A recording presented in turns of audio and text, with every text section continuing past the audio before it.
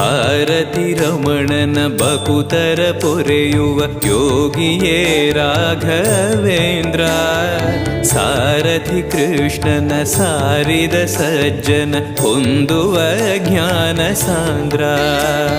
ಶಾಂತವನ ಬಹು ಶಾಂತವನ ಬೃಂದಾವನ ವೇದ ಭವನ.